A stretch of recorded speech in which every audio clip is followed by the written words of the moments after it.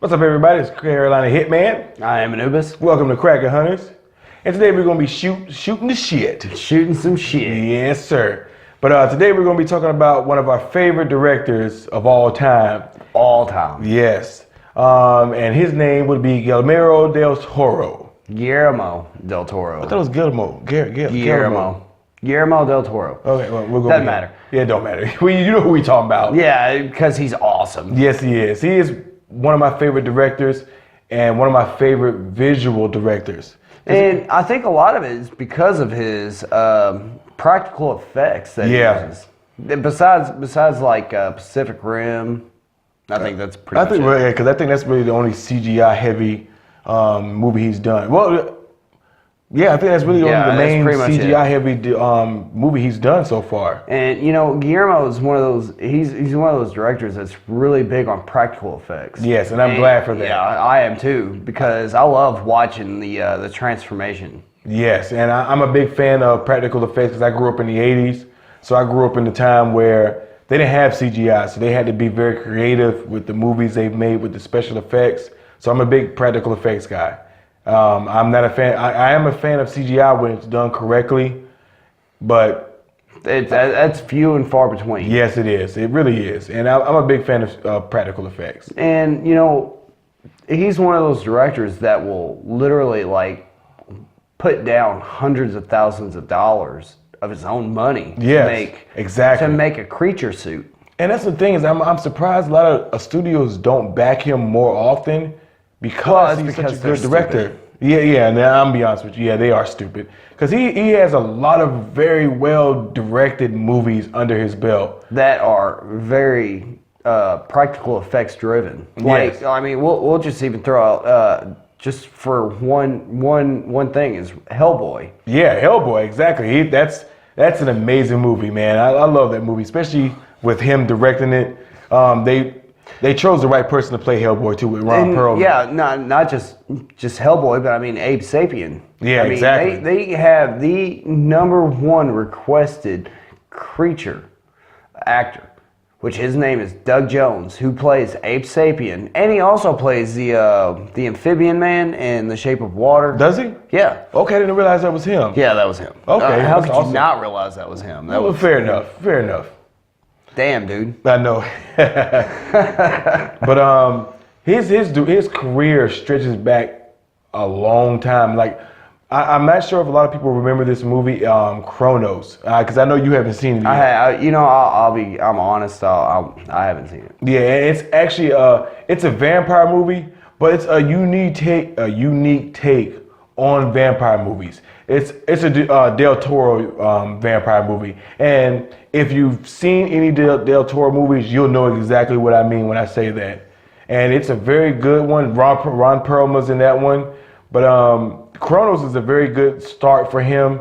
And if you have not seen it, I highly recommend picking that up or just renting it or whatever. It's not a movie that you can just readily find on a streaming network or anything like that, so you may have to either download it or buy it. But I really recommend picking that one up. It's a really good movie. Let's go ahead and let's talk about it as newer releases, like The Shape of Water. Oh my goodness, I love that movie so much. I do too. I love it. So you've seen it? Yeah. Okay, good. Dude, I own it. Oh, it's that, man. When I saw that, I didn't think I was gonna like it. And I thought it was like a continuation of like Hellboy or something like that. You know, like Abe Sapien. But it goes in a completely different direction. Oh yeah, way different. Yes, because the opening scene with the woman lets you know that's not. I mean, that's when I first saw it, I'm like, okay, this is going a different direction than I thought it was going. Yeah. and the whole thing too is like it really deserves what it got, because I think it got movie of the year. It got best director. Right. It got not just best director. I'm not sure if it got best director, but. No, I think it did get best director. Either way, it deserves a whole bunch of shit, and it deserves it too. Because it's such a very well written movie. Right, it really is, and it's a love story, but it's a weird one. It's a dark love fairy tale. It's got one of my favorite actors in it, Michael Shannon. That's one of my favorite actors, and it's got him in. He's a fucking asshole. He's just like us. He's from Kentucky. Yeah, oh, he is? Yeah. I didn't know that. Dude, he's a West Virginia, he's Eastern Kentucky Eastern Kentucky local. I did not know that. Wow. Okay, that's learn something new every day. Yep. And he's really good. He plays a good villain in that one too. He's a good actor in general, but I think the whole point of it was that he was the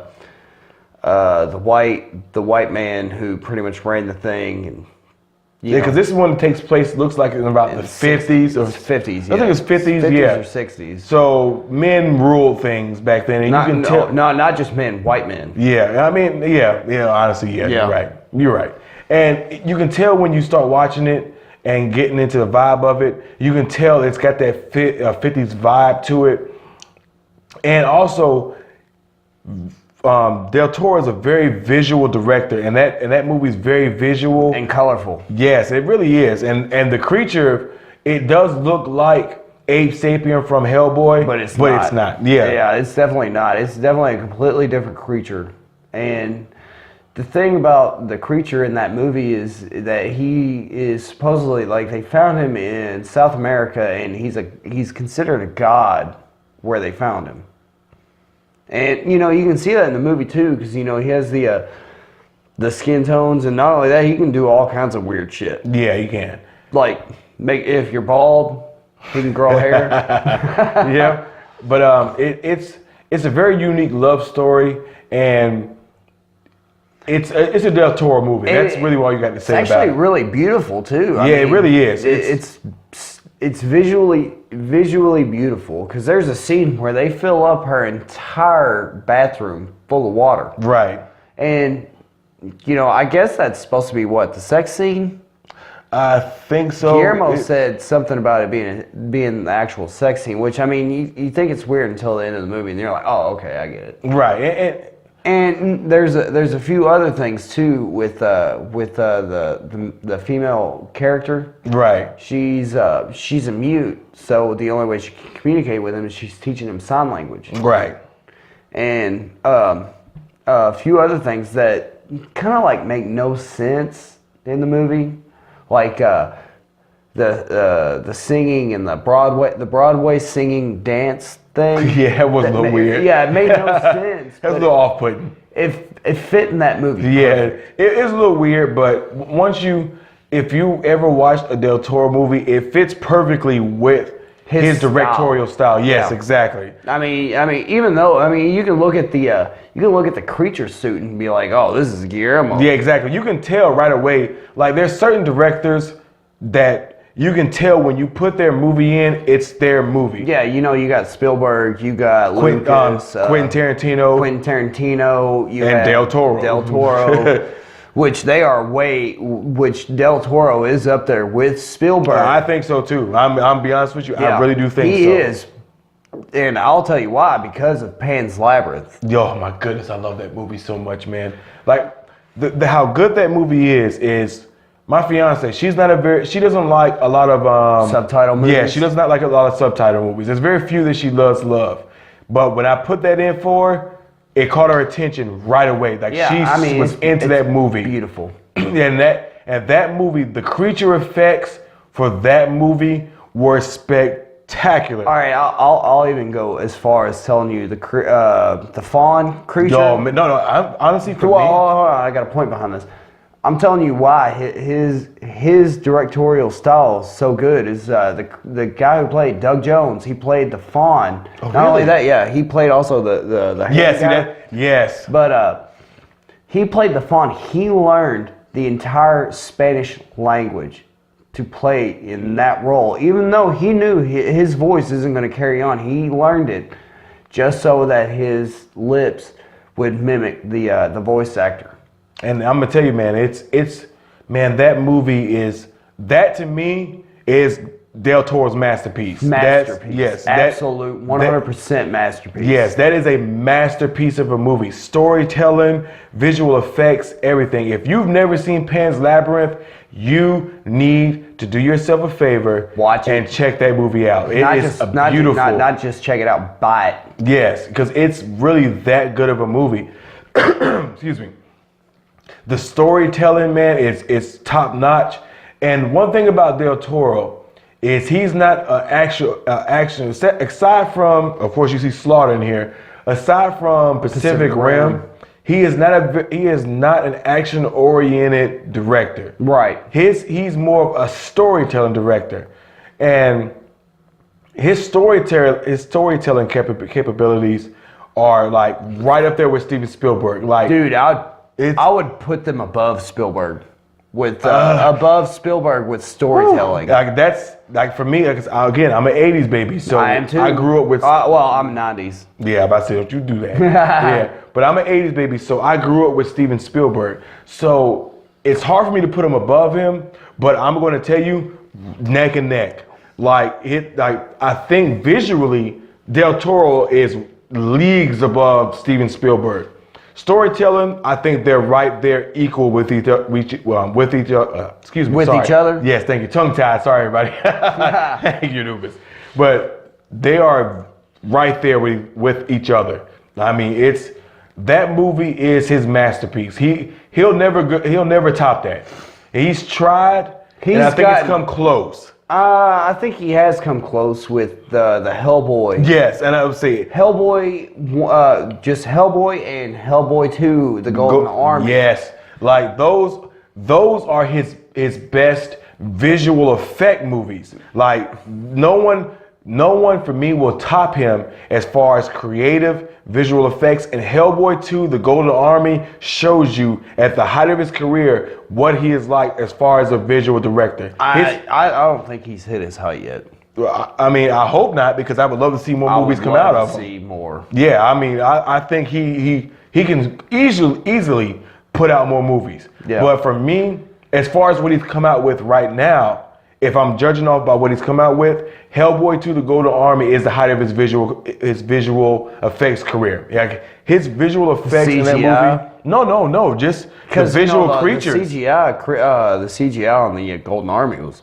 There you go. It was top notch. But I think just the versions of the creatures he had in that movie, they were so unique. There wasn't anything in there that looked like anything that he's done before. They were each unique, and they were amazing far as the visual effects. But he had his style in every single one of them. Exactly, and that's the thing. Like with his visual effects, you can immediately tell it's his movie. Yeah, right away.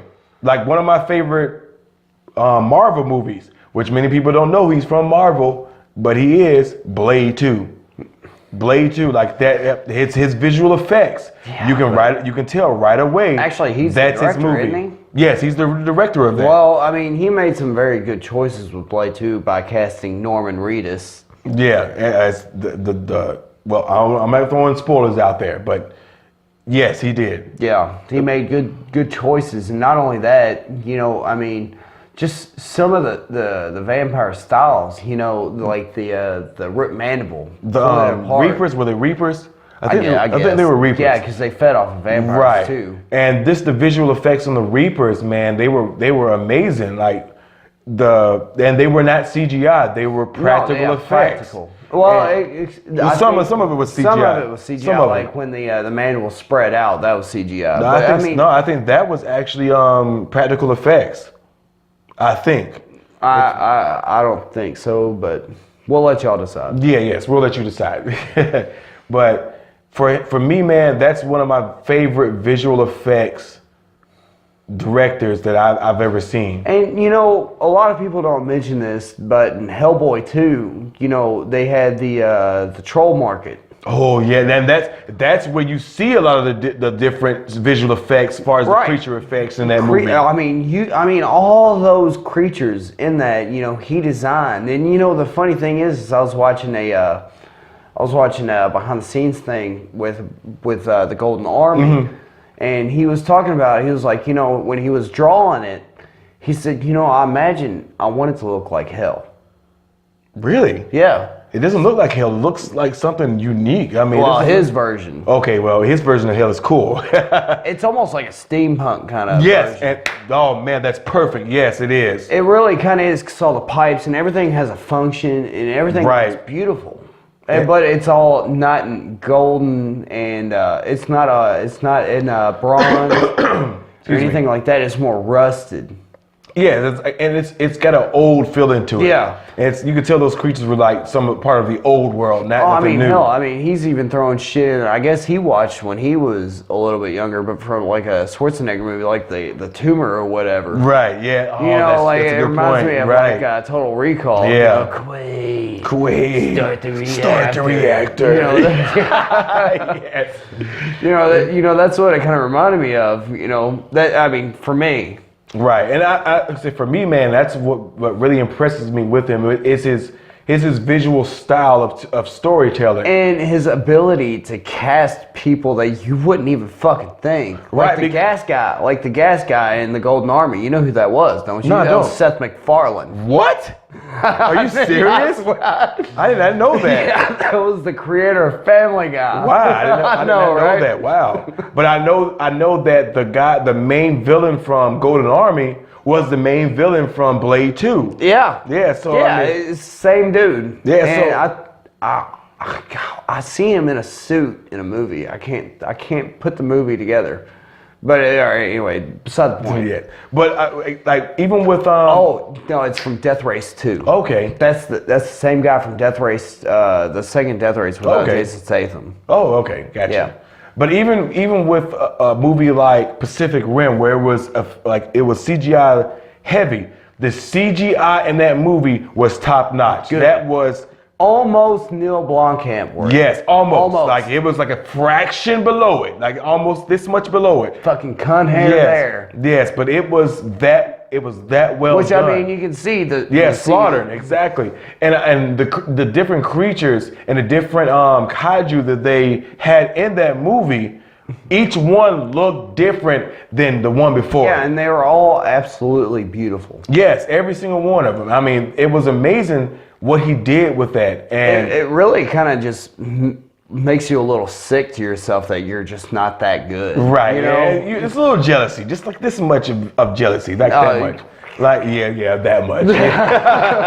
Yeah, but even in Pacific Rim, man, like it was a bare bones. Like I'll go ahead and say it was a very bare bones story, but the visual effects and the way he told his story was still top notch. And you can see he went out of his comfort zone. when it Right, came to exactly. Pacific Rim. Yes. You know, he did. And because it's nothing like what he had before that. Right.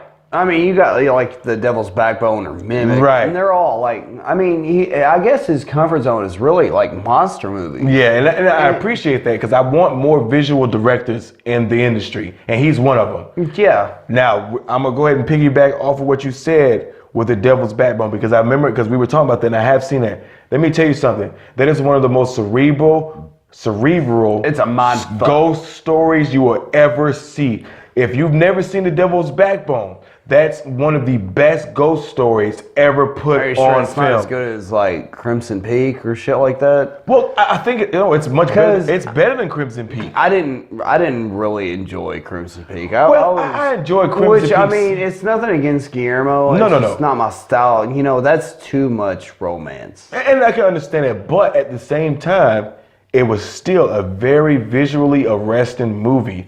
And, excuse me, I still think he still did a good job as far as storytelling with his visual style with Crimson Peak. Okay. Because Crimson Peak, you can still tell right away that's his movie. It is his. And it's not a scary movie. It's not. It's not. It's a romance. Yeah, it's a romance ghost story. It's yeah. a love story is what it is. Right. And I'm gonna tell you right now, Del Toro does not tell a very traditional love story. No, He does not. Not at all. His love stories are totally different than what you expect them to be. I think that may be why the audience loved The Shape of Water so much. It's because it's not traditional. No, it's not. It's like not even close to traditional No, at all. I mean, I think that may be why everybody loves that movie so much. And if you don't like it, I mean, let us know why you don't like it.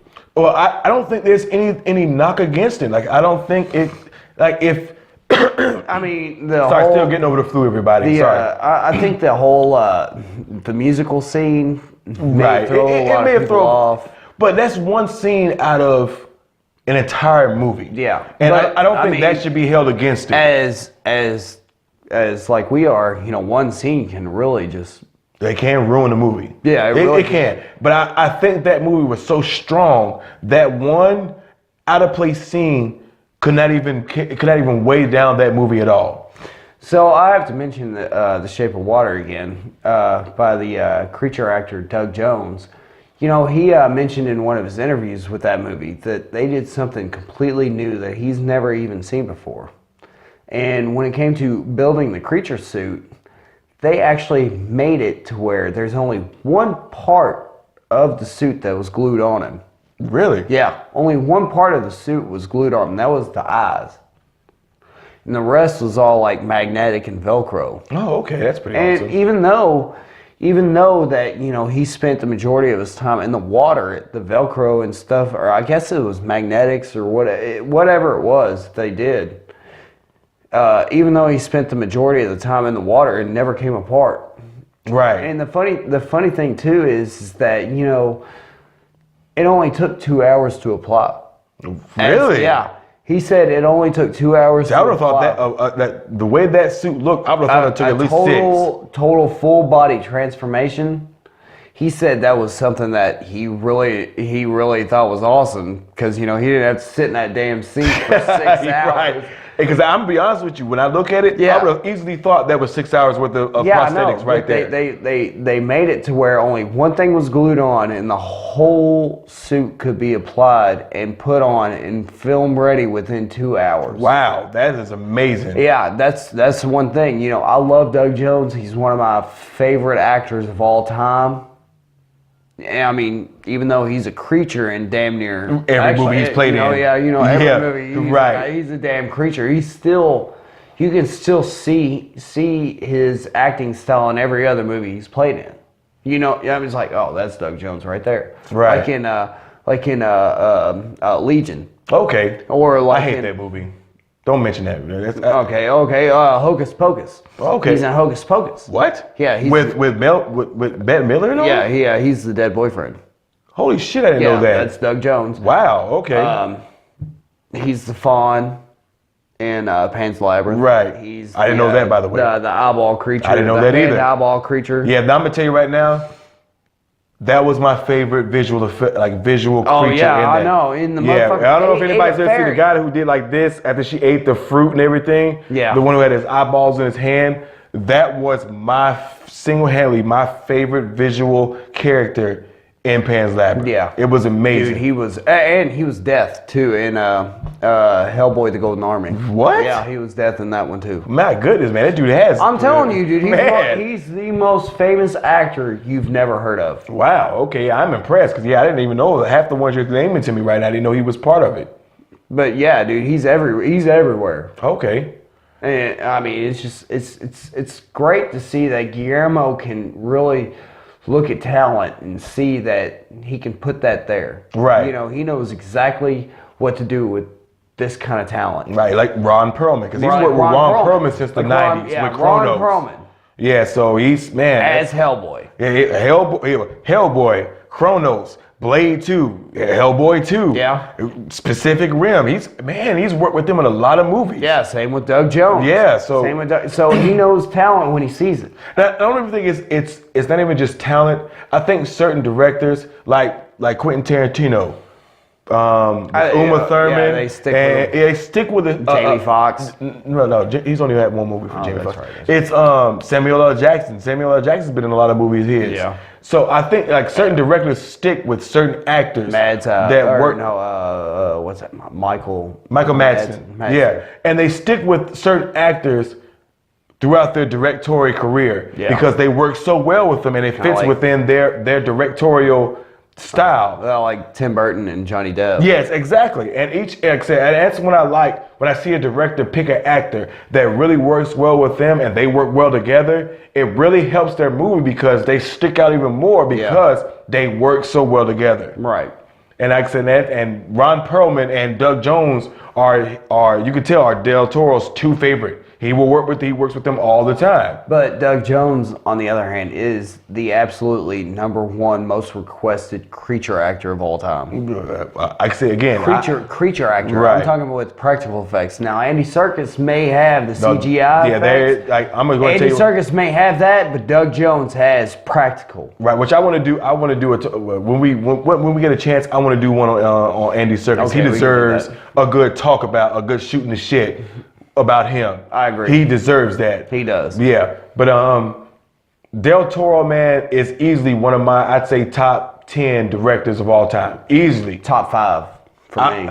I had to go through and look through my directors to say he's top 5 for me. I have to really go look. But top 10, I can easily say he's top 10 for me without even having to really think about it. Top 10. Top easily. 5 for me, just like it.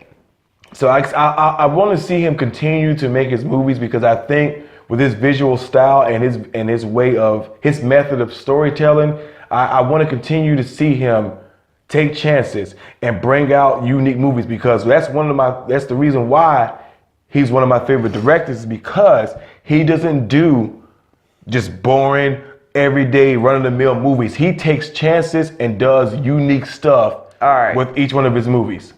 I have to. I'm gonna go ahead and throw this out there. If Guillermo, you're watching, I want you to reach out to Todd McFarlane, and I want you to be like, "Hey, let me direct Spawn." Well, you know what? I'm gonna be honest with you. I can see Del Toro doing that. I think he'd do a good job. Yeah. Todd McFarlane, let me do Spawn because I'll do it better than you. Yeah. I can honestly say that, yeah. Oh, yeah, shit, yeah. That's like not even a close contest at all. It's like he's way over there and Del Toro's right here. Like he's like. But Todd McFarlane is the creator of Spawn. He's creator, but I think if he was smart, he would get someone like Del Toro to do it. Del Toro would be the perfect director for a Spawn movie. Now, reach that shit out because they're both Dark Horse comics and fucking just let it happen, man. I mean, Hellboy's Dark Horse. Let Guillermo do it. Now, I'm going to ask you before. And another thing, fucking go ahead and start with Hellboy 3, please. I hope he does. I hope he's able to do that, man. Yeah. And what makes me mad is the studios won't do it. It's bullshit. No, but the thing is, like he's made two successful movies. He deserves. He went ahead and he did Shape of Water, and it doesn't matter because he fucking won Best Director or whatever. Right, and I'm gonna tell you right now. That was all he won. You know, he won Best Picture, which is It doesn't matter. Yeah, that's what it was. Best Picture. He still won something, and that's what he deserves. Right, but I'm gonna tell you that. But now that he's won Best Picture, that helps him have a little more clout when he goes to them to say, okay, I want to do Hellboy 3. And that gives him a little more clout. And I hope he's able to do it because I want to see him and Ron Perlman work together again in that franchise. Yeah. Now I'm going to ask you, top 5. Well, I would say top 3. Top 3 Del Toro movies. Okay, Pan's Labyrinth, #1. Yeah, that's like not even close. Yeah. Hellboy, The Golden Army, #2. I'm going to say top 5. Top 5. Top 5, everybody. Top 5. Yeah, that's not top 3 ain't enough. Top 5. Okay, top 5. Okay, Pan's Labyrinth, #1 all the way. Shape of Water, Hellboy, The Golden Army, Hellboy, and Mimic. Okay, yeah, that's actually good. All right, for me, top 5, everybody, Pan's Labyrinth, probably, Pan's Labyrinth, Hellboy 2, The Golden Army, The Shape of Water, Hellboy, and then Blade 2. Those are my top 5 Del Toro movies of all time. And I hope he continues. Del Toro, please, if you ever watch this, please continue to make movies so I can adjust my top 5 as you come out with them. Please. Yes. Please do more. So everybody, we appreciate you joining with us. You got anything else to add? No, I'm good. Okay, well, we appreciate you joining us for our directory shooting the shit. But shooting the bullshit. Yeah. But we thank you for joining us. Don't forget, if you like the video, hit that like button. Don't forget to subscribe. And then send us some comments about your favorite Guillermo movie. Well, I was gonna get to that. No, I got beat you to it.